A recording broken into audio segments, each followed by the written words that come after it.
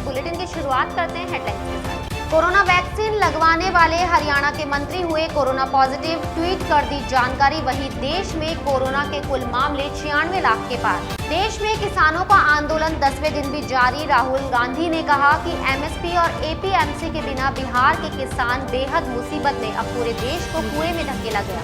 प्रदेश के 21 जिलों में जिला परिषद और पंचायत समिति सदस्यों के चुनाव के लिए मतदान जारी। वहीं राज्य निर्वाचन आयोग ने मतदाताओं से कोरोना गाइडलाइन पालना की अपील की। पेट्रोल और डीजल की कीमतों में बढ़ोतरी का सिलसिला जारी। 16 दिन में पेट्रोल की दर में ₹2.27 और डीजल की दर में ₹2.98 की बढ़ोतरी हुई।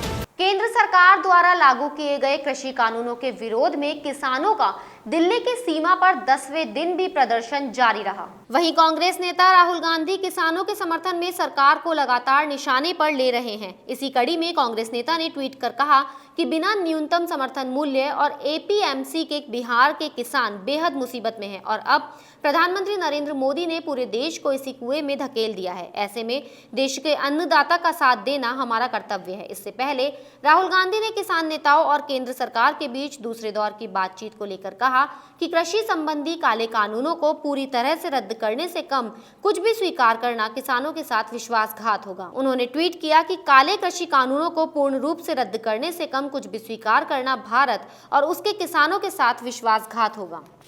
देश में किसान आंदोलन को लेकर दिए गए अपने बयान पर कनाडा के प्रधानमंत्री जस्टिन ट्रूडो अपने बयान पर अभी भी अड़े हुए हैं। उन्होंने अपने बयान को वापस लेने या उसके लिए माफी मांगने से इनकार किया है। इससे पहले भारतीय विदेश मंत्रालय ने ट्रूडो के बयान पर नाराजगी जताते हुए कहा कि ये भारत का आंतरिक मामला है और इस पर कनाडाई पीएम को इस तरह के मसलों पर किसी भी तरह की टिप्पणी करने से बचना चाहिए। विदेश मंत्रालय की ओर से कहा गया कि अगर कनाडा की ओर से इस तरह के बयान जारी रहे तो इससे दोनों देशों के द्विपक्षीय संबंधों को गंभीर नुकसान होगा। लेकिन अपने बयान पर अडिग रहते हुए ट्रूडो ने अपना रुख स्पष्ट किया और कहा कि किसानों द्वारा किए जा रहे प्रदर्शनों के बारे में भारत से खबरें आ रही है। स्थिति चिंताजनक है और हम सभी अपने परिवार और दोस्तों को लेकर बहुत चिंतित हैं। मुझे पता है कि आप में से कई लोगों के लिए यह एक वास्तविकता है। मैं आपको याद दिला दूं कि शांतिपूर्ण प्रदर्शनों के अधिकारों की रक्षा के लिए कनाडा हमेशा खड़ा रहेगा। वहीं कनाडा के बाद अब ब्रिटेन में भी किसान आंदोलन को समर्थन मिलने लगा है। यहाँ भारतीय मूल और पंजाब से संबंध रखने वाले 36 सांसदों ने किसान कानूनों पर केंद्र सरकार के साथ इस मुद्दे को उठाने की बात कही है। हरियाणा के स्वास्थ्य मंत्री अनिल विज कोरोना संक्रमित पाए गए हैं। उन्होंने खुद ट्वीट कर इस बात की जानकारी दी है। उन्होंने ट्वीट करते हुए कहा कि मैं कोरोना संक्रमित पाया गया हूं। मैं सिविल अस्पताल अंबाला कैंट में भर्ती हूं। जो लोग भी मेरे संपर्क में आए हैं उन्हें ये सलाह दी जाती है कि वो कोरोना की जांच कराएं। गौरतलब है कि कोवैक्सीन के तीसरे चरण के ट्रायल के दौरान 20 नवंबर को अनिल विज को कोरोना वैक्सीन के टीके लगाए गए थे। राज्य में कोरोना वायरस महामारी के बचाव के लिए भारत बायोटेक और भारतीय चिकित्सा अनुसंधान परिषद की दवा कोवैक्सीन के तीसरे चरण का ट्रायल शुरू किया गया था।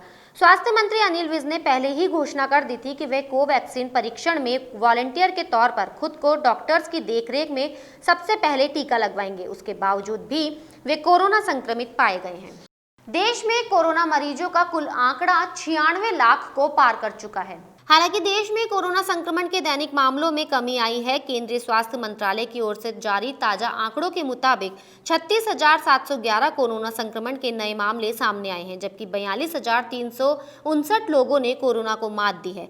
वहीं पिछले 24 घंटों में 510 लोगों की जान गई है। देश में अब तक 96,08,519 लोग संक्रमण की चपेट में आ चुके हैं। इनमें 4,08,401 मरीजों का इलाज चल रहा है, जबकि 90,58,061 लोग ठीक हो चुके हैं। जबकि कोरोना संक्रमण के चलते जान गंवाने वालों की संख्या अब 1,39,737 हो गई है। प्रदेश में कोरोना संक्रमण के बढ़ते मामलों को देखते हुए प्रदेश सरकार अधिक संक्रमण वाले क्षेत्रों में फुल कर्फ्यू लगाने पर विचार कर सकती है। मुख्यमंत्री ने प्रदेश में कोरोना संक्रमण के मामलों की समीक्षा बैठक में कहा कि यदि जरूरी हुआ तो आमजन के स्वास्थ्य की रक्षा के लिए अधिक संक्रमण वाले क्षेत्रों में दिन के कर्फ्यू जैसे कदमों पर भी विचार किया जा सकता है। उन्होंने स्वास्थ्य नियमों की अनदेखी पर समारोह स्थलों और प्रतिष्ठानों को सीज करने जैसी कड़ी कार्रवाई करने के भी निर्देश दिए।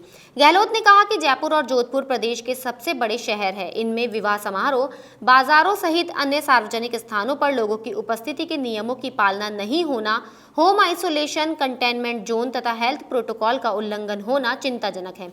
सीएम गहलोत ने कहा कि खांसी, जुकाम, बुखार के संदिग्ध लक्षणों वाले लोगों की अनिवार्य रूप से घर घर जाकर स्क्रीनिंग की जाए। होम आइसोलेशन में रह रहे रोगियों तथा उनके संपर्क में आए परिजनों को क्वारंटाइन नियमों की पालना के लिए जिला कलेक्टर आदेश जारी कर पाबंद करें।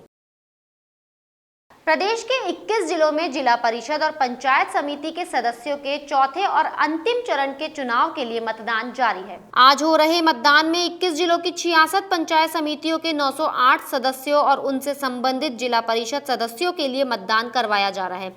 मतदाता शाम 5 बजे तक वोटिंग कर सकेंगे। चौथे चरण में 7,346 मतदान केंद्रों पर 52,55,889 मतदाता अपने मताधिकार का प्रयोग कर सकेंगे। इसके बाद 8 दिसंबर को जिला मुख्यालयों पर सभी चरणों में हुए मतदान की मतगणना करवाई जाएगी। राज्य निर्वाचन आयोग ने सभी मतदाताओं से कोविड-19 के दिशा निर्देशों की पालना करते हुए मतदान करने की अपील की है। निजी स्कूलों में फीस वसूली को लेकर राजस्थान हाई कोर्ट में चल रही सुनवाई आज फिर से टल गई। अब मामले पर अगली सुनवाई सोमवार 7 दिसंबर को होगी। मामले में राजस्थान हाई कोर्ट के मुख्य न्यायाधीश जस्टिस इंद्रजीत महांती की खंडपीठ सुनवाई कर रही है। बता दें, बीते काफी दिनों से स्कूल फीस वसूले जाने का मुद्दा गरमाया हुआ है। स्कूल संचालक जहां फीस चुकाने के लिए अभिभावकों पर दबाव बना रहे हैं और फीस नहीं चुकाने पर ऑनलाइन क्लासें बंद कर चुके हैं, वहीं अभिभावक संगठनों का कहना है कि लॉकडाउन के चलते जब स्कूलों में पढ़ाई ही नहीं हुई तो फिर फीस किस बात की वसूली जा रही है। अभिभावकों का एक तर्क यह भी है कि लॉकडाउन के चलते अभिभावक वित्तीय संकट से भी जूझ रहे हैं। ऐसे में उन पर इस तरह फीस वसूली का दबाव बनाना ठीक नहीं। इससे अभिभावक संगठनों की ओर से राहत देने की मांग की गई है। इन दिनों देश और प्रदेश की जनता पर दोहरी मार पड़ रही है। एक तो कोरोना महामारी के चलते पहले ही अर्थव्यवस्था गड़बड़ाई हुई है, वहीं दूसरी ओर पेट्रोल डीजल की कीमतों में बढ़ोतरी का सिलसिला भी लगातार जारी है। बीते लगभग 16 दिनों से कीमतें बढ़ती जा रही हैं। इन 16 दिनों में पेट्रोल 2 रुपए 27 पैसे और डीजल 2 रुपए 98 पैसे प्रति लीटर तक महंगा हो चुका है। डीजल की कीमतों में बढ़ोतरी का असर सब्जियों की कीमतों पर भी देखा जा सकता है, जिससे आम आदमी का बजट गड़बड़ा चुका है। जयपुर में आज पेट्रोल 90 रुपए 48 पैसे और डीजल के दाम 82 रुपए 45 पैसे पर पहुंच चुके हैं। बुलेटिन में फिलहाल इतना ही। अगर आपको हमारा वीडियो पसंद आया हो तो हमारे चैनल को लाइक, शेयर और सब्सक्राइब जरूर करें।